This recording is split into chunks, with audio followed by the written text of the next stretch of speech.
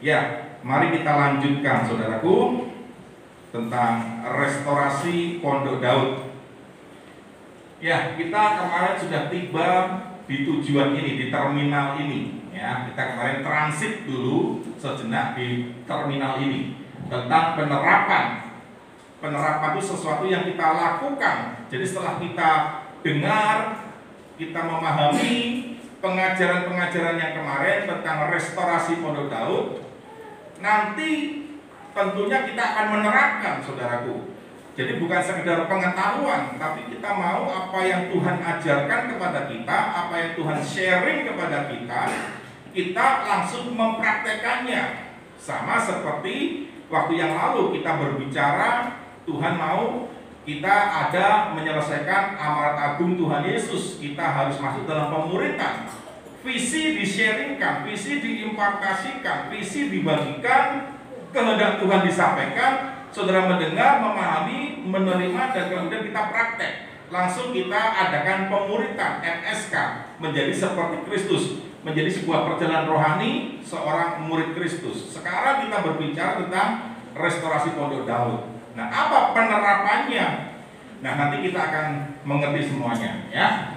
Nah, sebelum kita masuk kepada penerapan tentang paradigma baru, jadi RTOD atau Restoration Tabernacle of David itu, atau restorasi Pondok Daud itu, di dalam perjanjian baru itu berbicara tentang melayani dengan paradigma yang baru. Amin. Ya, tangkap ini. Memasuki zaman perjanjian baru, hari ini sampai Tuhan Yesus datang, kita akan menyelesaikan amanat agung melalui kendaraan restorasi Pondok Daud, yaitu dengan cara kita melayani Tuhan dengan paradigma yang baru. Itu intinya, saudaraku. Ya. Nah, sebelum kita masuk seperti apa paradigma baru dalam melayani Tuhan yang akan kita terapkan nanti, saya akan sedikit mereview secara ringkas, singkat, padat, dan jelas, ya, tentang makna restorasi Pondok Daud dari perjanjian lama. Diawali kemarin saya berikan gambarnya, saya berikan foto-fotonya di sini. Ya, restorasi Pondok Daud dimulai dari tabut Allah yang ada di dalam tenda, di dalam kemah, disimpan di tenda atau kemah. Itu Pondok Daud yang pertama. Atas kerinduan, didasari atas kerinduan, ini garis bawahi, kerinduan hati Daud yang begitu mengasihi Tuhan, yang begitu mempedulikan Tuhan, ya, sehingga dia merasa sungkan, mungkin dia merasa, kok gak enak ya, aku ini tinggal di tempat yang mewah, tempat yang luar biasa. Nah ini, ya, tapi tabut Allah hanya di kemah seperti itu. Aku gak layak, harusnya Tuhan yang di istana, aku yang di kemah. Kira-kira kalau mau didramatisir seperti itu.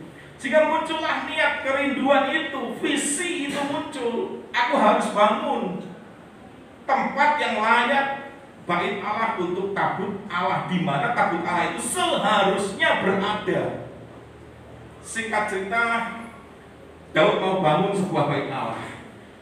Akhirnya yang melanjutkan adalah Salomo. Maka disebutlah bait Salomo. Ya, Salomo berhasil mendirikan dan menyelesaikan visinya Daud. Namun karena umat Israel memberontak kepada Tuhan, mereka menyembah berhala. Salomo sendiri istrinya 1000 orang, 1000 istri, saudara. Sehingga membuat hatinya Salomo terpaut kepada dewa-dewanya, para istri-istrinya itu. Akhirnya Salomo menyembah berhala, menyembah dewa-dewa yang dipercayai oleh istri-istrinya itu. 1000 orang istri. Akhirnya, singkat cerita, Tuhan menyatakan hukumannya.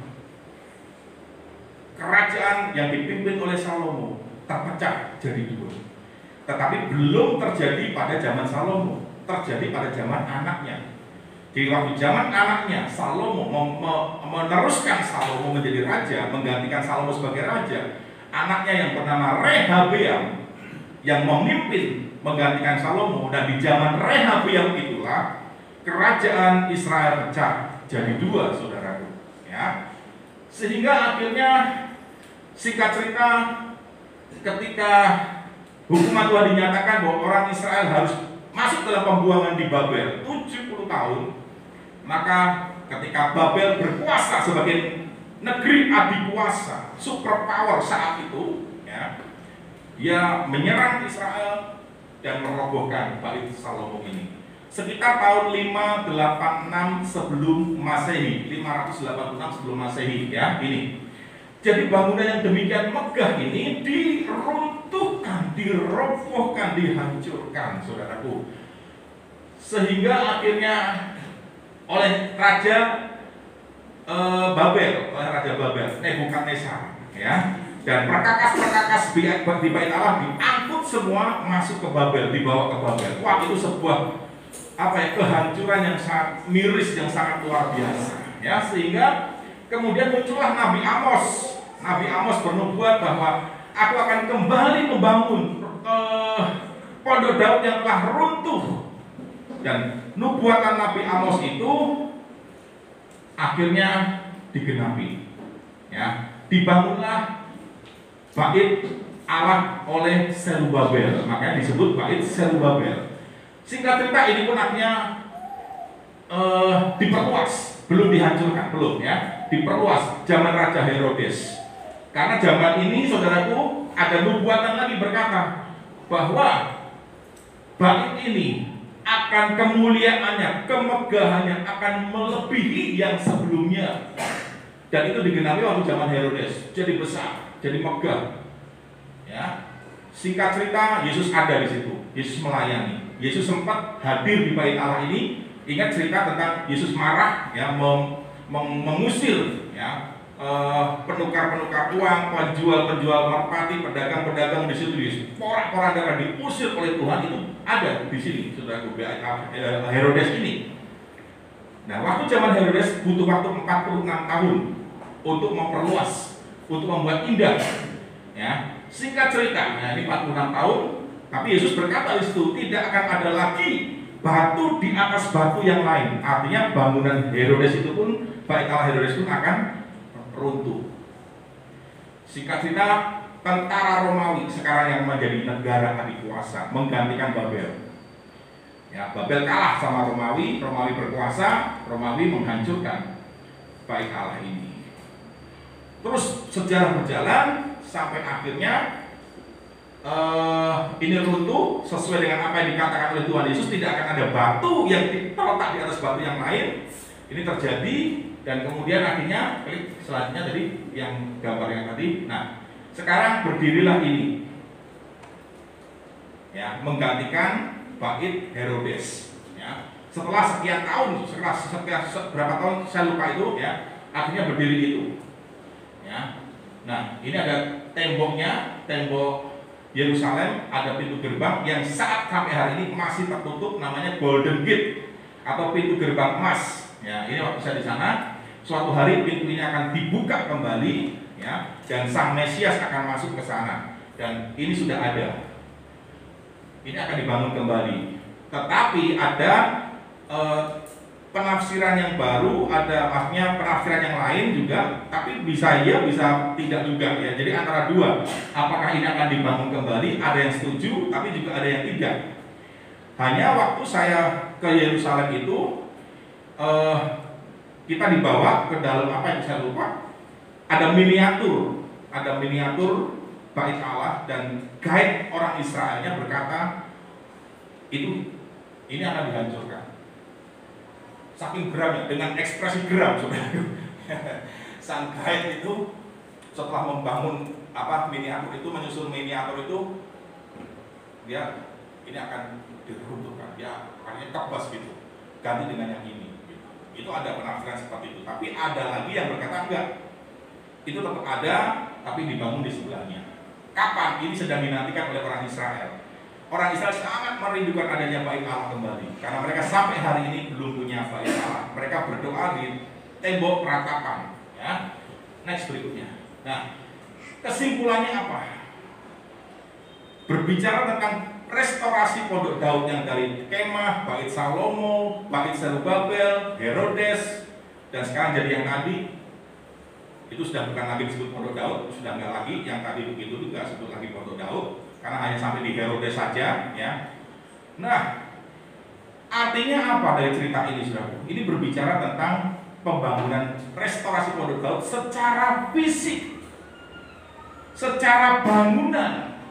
Jadi restorasi Pondok Daud zaman Perjanjian Lama cenderung mengacu kepada sebuah bangunan, ya. Tetapi lihat, di dalam zaman Perjanjian Baru, ya, kita sudah tahu sekarang itu berubah maknanya, yaitu berbicara tentang apa? Baik Allah adalah saudara dan saya. Tidak tahukah kamu bahwa tubuhmu adalah bait Allah dan Roh Allah, Roh Kudus diam di dalam kamu. Berarti Pondok Daud Perjanjian Baru adalah siapa? Apa, saudaraku? Halo? 1, 2, 3. Siapa Pondok Daud yang di zaman Perjanjian Baru sekarang? Tubuh kita.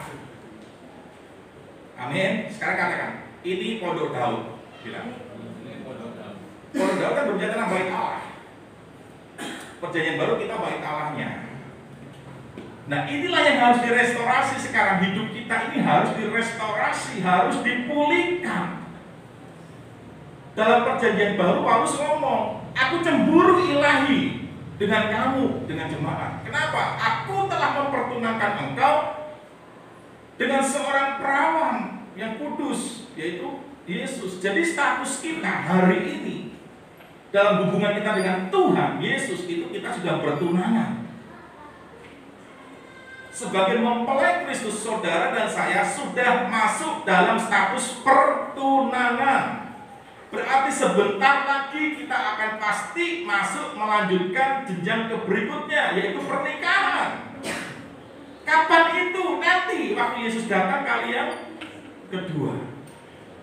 Kita diangkat dari bumi ini, kita diubahkan menjadi tubuh kemuliaan. Kita masuk dalam rumah Bapa. Kita akan mengadakan perjamuan kawin anak domba Allah.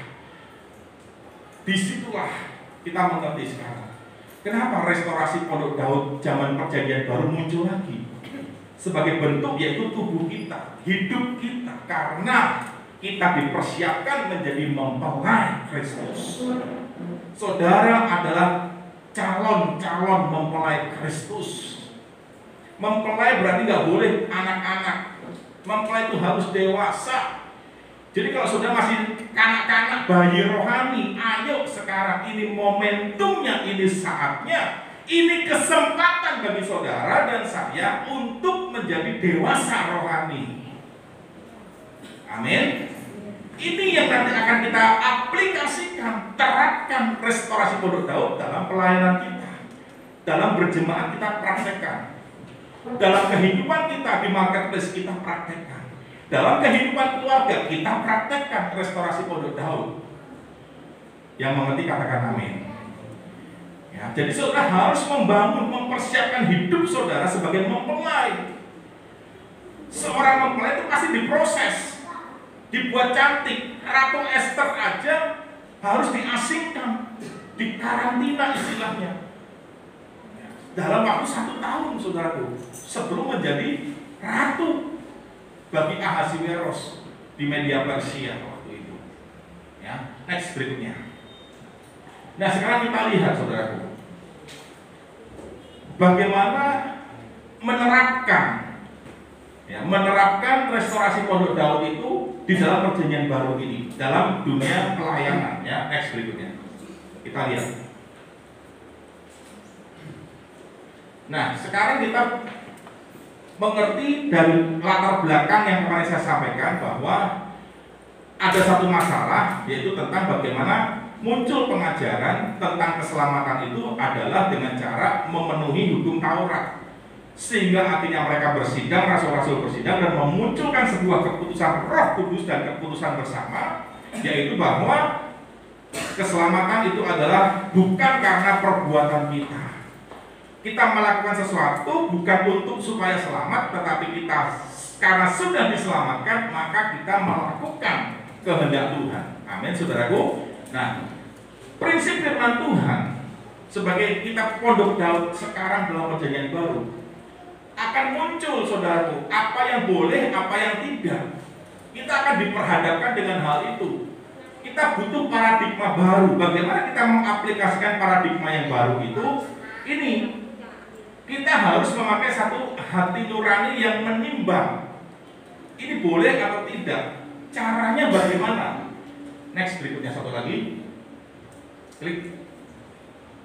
Nah, ini ayatnya. Segala sesuatu diperbolehkan benar. Segala sesuatu diperbolehkan benar. Tetapi bukan segala sesuatu berguna. Segala sesuatu diperbolehkan benar, tetapi bukan segala sesuatu membangun. Dari ayat ini, inilah prinsip yang saudara harus pakai. Klik. Nah, apakah itu berguna? Apakah itu membangun? Kemarin saya berikan satu contoh tentang bagaimana kita membangun dalam hal konteks berpacaran. Pacaran boleh nggak? Sebuah pertanyaan yang muncul dari anak next gen, saudaraku, waktu kita komsel, waktu kita cool. Ya, saya katakan, tanyakan, kamu pacaran berguna nggak? Kamu pacaranmu membangun nggak? Kalau pacaran yang saudara lakukan, hubungan yang sudah bangun, yang sudah lakukan, berguna nggak? Kalau berguna, lanjut. Membangun nggak? Kalau membangun, lanjut. Artinya gini, saudaraku, ya, bahwa ketika kita membangun sebuah hubungan, konteks pacaran, ya sudah, saudara harus sepakat dulu.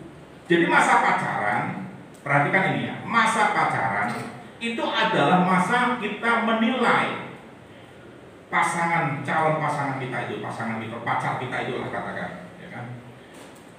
Penjajakan, pengenalan pribadi dan keluarga. Itu masa-masa pacaran itu sebenarnya dipakai sebenarnya harusnya untuk itu, bukan untuk hal-hal yang lain di luar itu. Ada kesepakatan mau dibawa kemana hubungan ini, mau seperti apa nanti kita membangun sebuah keluarga, mau bagaimana nanti kita suatu hari menjadi seorang ayah atau seorang ibu bagi anak-anak yang akan dilahirkan. Ini harus dipikirkan, harus dirancang, harus dibicarakan waktu pacaran itu. Nanti keuangan mau bagaimana, itu harus dibicarakan. Itulah masa-masa pacaran. Amin, saudaraku. Jangan masa pacaran dipakai justru untuk hal-hal yang negatif. Apalagi jangan sampai tidak membangun, membuat kita jauh dari Tuhan, membuat kita jauh dari keluarga. Ada orang-orang yang berpacaran akhirnya malah bermusuhan dengan keluarganya. Ada. Jadi jauh, jadi backstreet akhirnya. Nah, ini nggak membangun. Dipikir ulang, diriset lagi, komunikasikan lagi, mau seperti apa. Amin, saudaraku. Ya. Kemarin saya sampaikan, yang pihak laki-laki kalau pacaran jangan sampai engkau merusak pasanganmu. Jangan mengingini cinta sebelum waktunya. Jangan mengingini nafsu. Cinta dalam arti nafsu, birahi, keinginan seksual sebelum waktunya. Jangan. Hindari itu. Yang wanita, proteksi dirimu. Amin. Makanya saudara harus bertumbuh, jangan bayi rohani. Yang mengerti katakan amin. Kalau sudah bayi rohani, sudah mudah ditipu, sudah mudah dibuai, ya, mudah dirayu. Ah, kamu mah gak sayang sama aku kalau begitu. Kalau kamu sayang harusnya kamu mau dong memenuhi keinginanku. Oh iya ya, tuh. Akhirnya bablas anginnya. Yang rugi siapa, saudaraku? Yang rugi pihak wanita. Amin. Siapa yang rugi? Wanita. Banyak tekornya, saudaraku. Yang laki-laki senang dia. Makanya jangan mau ditipu ya perempuan-perempuan. Berikan kesucianmu pada suamimu, bukan kepada pacarmu. Yang amin buatin. Yang next gen, diam aja. Yang next gen amin gitu tuh kalau Haleluya. Ya, setuju semuanya, sepakat? Amin, mau? Haleluya. Apa? Mau apa? Berikan kesucianmu kepada suamimu, bukan kepada pacarmu. Amin, saudaraku. Ya. Kalau itu kan merusak, bukan membangun. Gak ada gunanya. Kalau udah ketemu yang model gitu, saya sorry, kita pikir ulang dulu deh, hubungan kita kayaknya kok gak berguna ya. Kalau itu gak membangun ya. Harus dibicarakan dulu. Nanti ini kalau sudah menikah, atau bahkan sebelum menikah, ini kita mau kejar apa? Tujuan kita apa? Hubungan ini apakah hanya senang-senang saja? Ya kan? Hanya main-main saja, nggak jelas arahnya, nggak jelas tujuannya. Harus membangun rohani kita. Amin. Ya. Membuat kita semakin dekat dengan Tuhan. Calon suami kita bertumbuh nggak? Dia bisa nggak jadi imam, menjadi raja, dan menjadi nabi? Suami akan berfungsi dalam 3 hal ini, saudara, di area ini: imam, raja, dan nabi. Seorang imam, dia akan membawa keluarganya kepada Tuhan. Seorang nabi, dia akan mengajar, menunjukkan arah. Dan sebagai seorang imam, raja, dan nabi. Imam, raja, nabi. Nabi itu membawa Tuhan kepada keluarga. Amin, saudaraku. Ya. Next, berikutnya. Prinsip firman Tuhan. Nih, segala sesuatu halal bagiku, tetapi bukan semuanya berguna. Segala sesuatu halal bagiku, ini tetapi, perhatikannya, aku tidak membiarkan diriku diperhamba oleh suatu apapun. Ketika sudah diperhadapkan, ini boleh atau enggak ya dilakukan? Yang pertama tadi, ini ada gunanya enggak? Ini membangun kita enggak? Membuat kita jadi lebih baik enggak? Yang ketiga sekarang ini, klik. Apakah itu mengikat saya? Apakah itu mengikat saya? Nonton bioskop boleh enggak? Kira-kira bagaimana, saudara? Pakai pertimbangan tadi. Berguna enggak? Membangun enggak? Mengikat saya enggak? Jadi hal apapun, kalau sudah diperhadapkan dengan sebuah pertanyaan boleh atau tidak, kan kita harus merestorasi Pondok Daud. Maka kita dalam melakukan restorasi itu pasti akan muncul antara boleh atau tidak diperhadapkan dengan hal-hal seperti itu. Mengikat saya enggak? Contoh lagi, misalkan minum bir boleh enggak? Wah, minum bir boleh enggak? Nah, ini kan kita menghadapi hal ini. Pertimbangkan, saya minum bir ini berguna enggak buat saya? Membangun saya enggak ya? Ngikat saya enggak ya? Saudara pertimbangkan itu. Minum bir boleh? Boleh, saudara, minum bir. Tapi, ya kan? Tetapi jangan mengikat. Karena kenapa? Bir itu bisa dipakai selama itu dalam dosis yang aman. Kayak morfin kan? Morfin boleh nggak?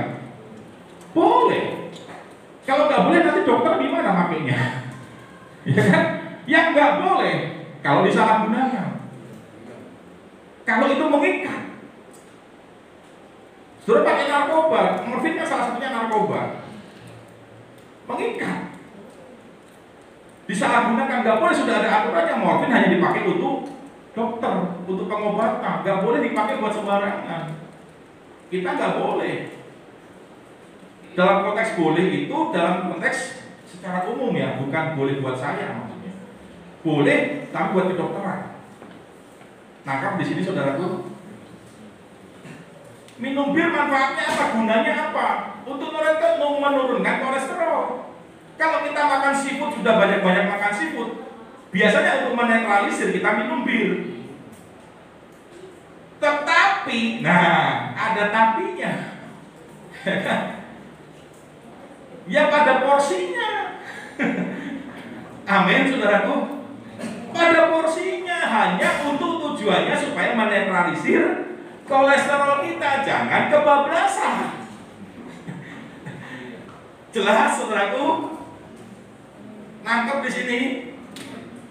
Saya pernah diundang di acara apa ya, syukuran atau apalah begitu.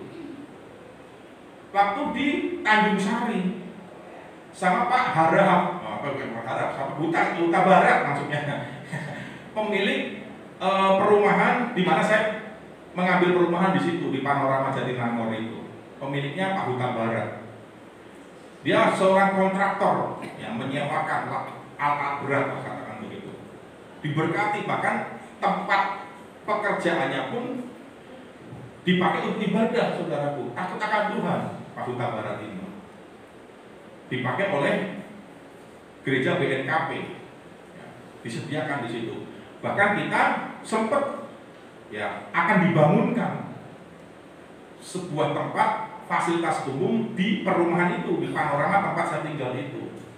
Pak Huta Barat ini mengundang kita hamba-hamba Tuhan. Pada waktu acara apa, saya lupa itu, pernikahan atau apa itu. Pak Huta Barat sediakan bir, saudara.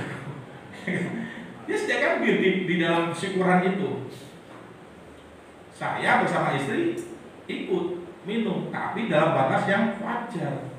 1-2 sloki kali sudah cukup. Tujuannya untuk apa? Menetralisir. Nggak sampai mabuk. Sampai sudah ya, nggak sampai ngegeleyeng gitu. Udah itu sudah nggak mengikat. Kalau yang sudah mengikat, acara apapun harus ada bir. Itu mengikat, itu yang nggak boleh. Amin. Ulang tahun, nggak enak kalau nggak ada bir nih, nggak seru. Syukuran rumah harus ada bir. Tahun baru harus ada bir. Semua harus ada bir. Itu mengikat, itu yang nggak boleh. Tapi kalau hanya sekedar untuk menetralisir dalam batas wajar, minumlah, nggak apa-apa. Amin. Jangan sampai wajahnya merah padam. Akhirnya kita bukan dulu yang gini. Kenal orang nggak? Nah itu nggak boleh.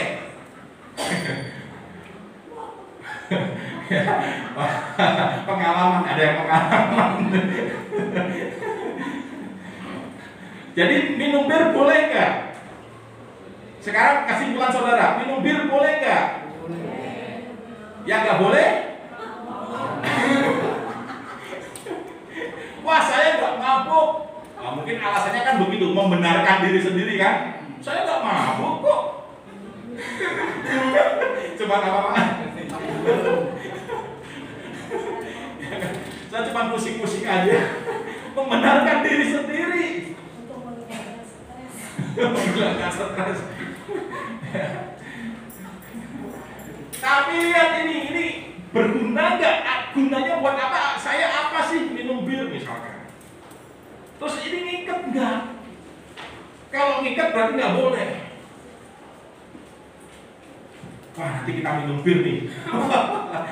Pulang dari ibadah kita minum bir. Waduh, bukan itu maksudnya. Kalau sudah dewasa rohani, sudah mengerti maksud firman Tuhan ini. Amin, saudaraku. Untuk hal-hal yang lain itu. Untuk merokok, nah saya tanyakan, saya nggak bisa jawab. Saya kembalikan kepada saudara, merokok boleh nggak? Ya jawab sendiri. Tadi pakai pertimbangan ini. Minum bir boleh nggak? Pakai pertimbangan ini. Saya nggak mau menghakimi saudaraku. Ya, semua makanya restorasi pondok daud ini berjalan paradigma baru. Nah, dalam kita mengaplikasikan paradigma baru ini supaya hidup kita pulih. Tujuannya kan hidup kita pulih, hidup kita dibebaskan, hidup kita dilepaskan.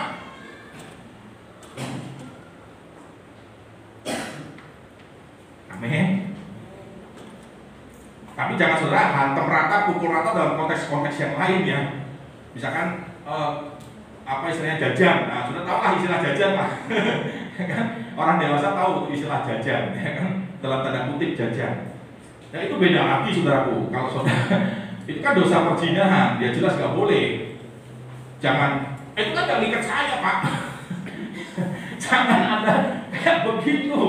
Amin. Itu jelas firman Tuhan nggak boleh perzinahan. Ya jangan menimbang-nimbang lagi. Generasi-generasi kita tuh akan kacau semuanya. Bingung ini gimana pohon keluargaku. Pohon keluarganya bingung, kita lihatnya, aduh ini kesini kacau.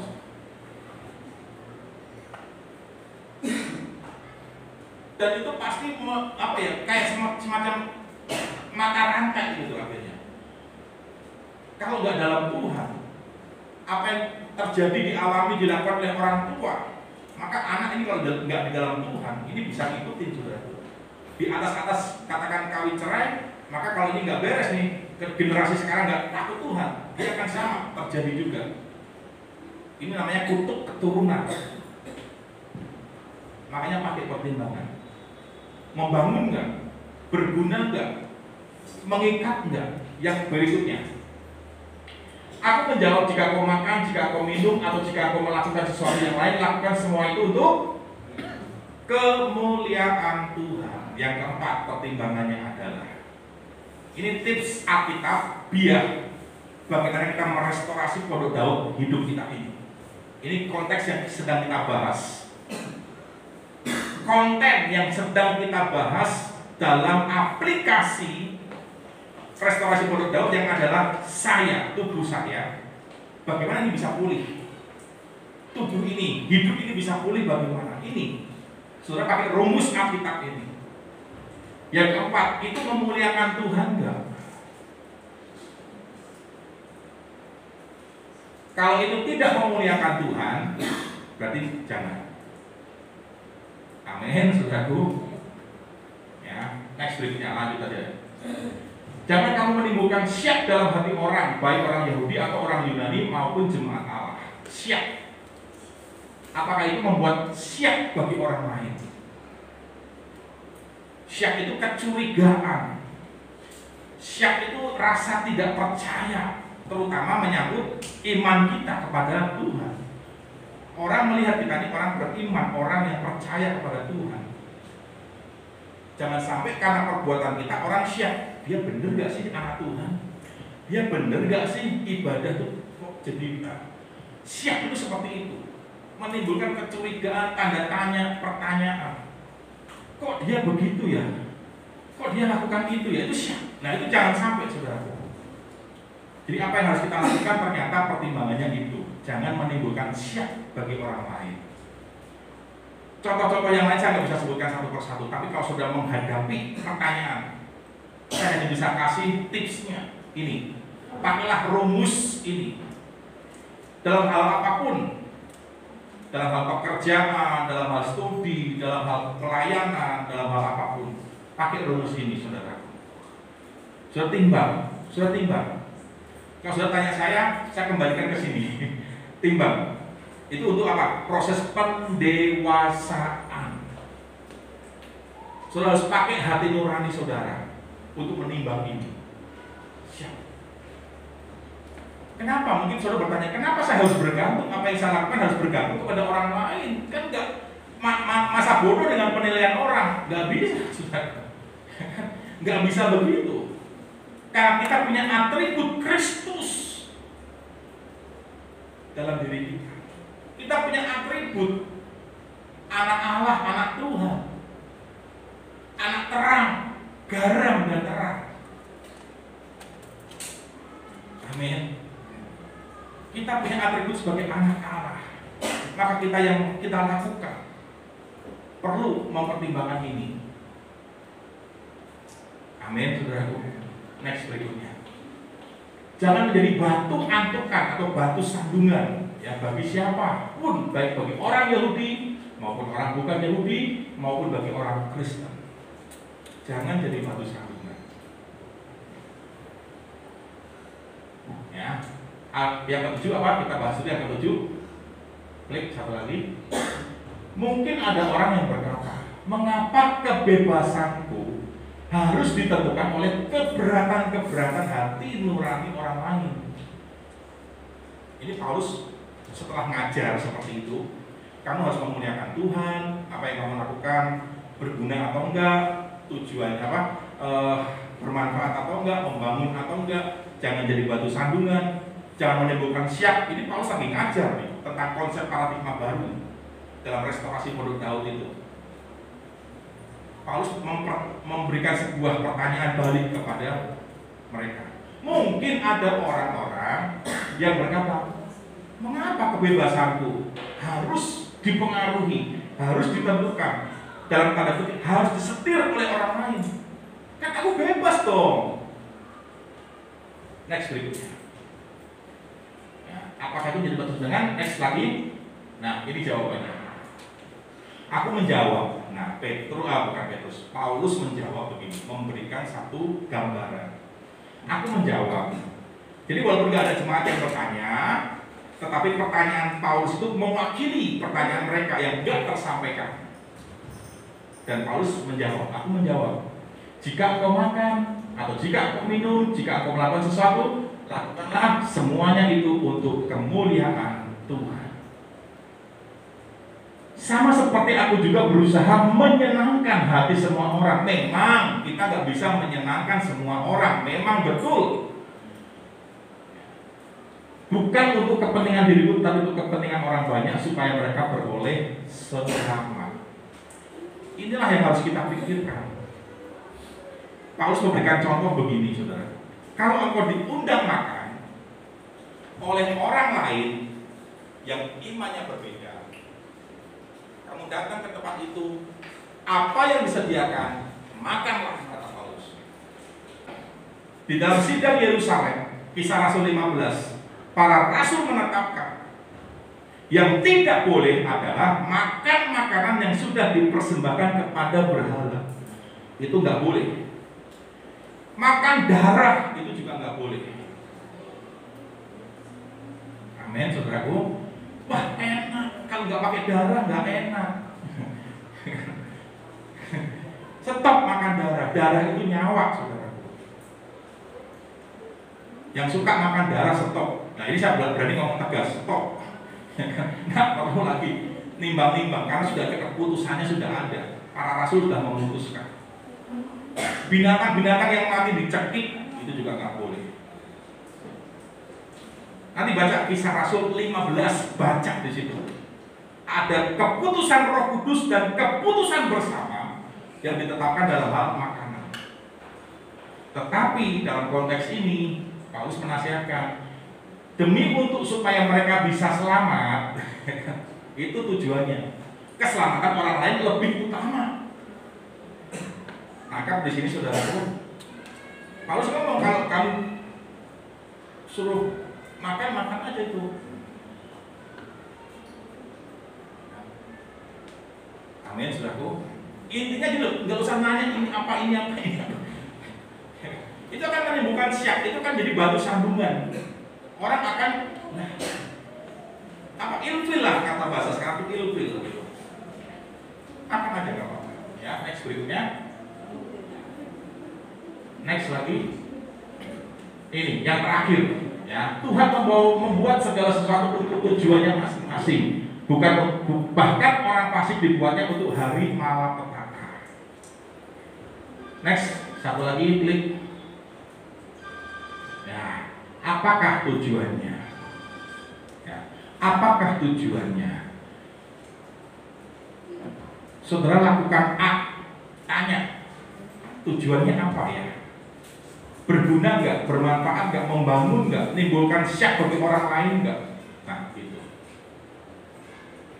Jadi 7 poin ini saudara aplikasikan dalam hidup saudara, supaya hidup saudara sebagai pondok Daud zaman perjanjian baru, sebagai mempelai Kristus. Sekarang kita sudah bertunangan. Bilang kiri kanan dong, kita sudah bertunangan sama Tuhan Yesus. Amin. Kasih tahu kita sudah bertunangan. Masih lah bang? kita sudah bertunangan dengan Tuhan Yesus. Amin. Status kita itu tunangannya Tuhan Yesus. Maka supaya kita kudus, tak bercacat pada hari kedatangannya, hidup kudus dan tak bercacat di hadapanmu, mulia suci pada kedatanganmu. Caranya bagaimana? Ini. Ingat status kita, sudah tunangan. Sebentar lagi kita married. Sebentar lagi kita menikah. Haleluya. Amin. Saudara bersuka cita nggak menyambut hari pernikahan itu? Tentu suka cita dong. Pak Giti gimana waktu mau menjelang pernikahan? Wah, rasanya mau melihat bagaimana nih di hari pernikahan sang mempelai wanitanya. Gaunnya, make upnya, aku waduh. Nah itu Yesus tuh juga gitu, Tuhan Yesus tuh aku ingin melihat kita tuh dandanannya, rohaninya, maksudnya dandanan rohaninya, bukan dandanan apa namanya luarnya. Tapi ini yang di dalam kerohanian kita dewasa, kudus. Semua nanti kita praktekkan dalam pelayanan profetik, saudara. Setelah ini saudara makan dulu. Silakan makan, nanti ada hidangan. Setelah itu nanti kita kumpul dulu sebentar. Khususnya mereka yang terjadwal di dalam pelayanan profetik. Nanti kita akan bicara, sharing untuk bagaimana pelayanan profetik ini memuliakan Tuhan, menyenangkan Tuhan, berguna, membangun, tidak menimbulkan syak bagi orang lain, tidak menjadi batu sandungan. Kita melayani tapi nggak jadi batu sandungan. Gimana? Ini kita mau praktekkan ini. Amin, saudaraku. Ya, setelah makan jangan kurang dulu, terutama yang melayani. Ya, doa, pujian, penyembahan, ya, multimedia, kumpul dulu. Nanti kita akan diskusi, ya, bagaimana nih pelayanan profetik bisa memenuhi 7 poin ini, saudaraku. Tuhan Yesus memberkati.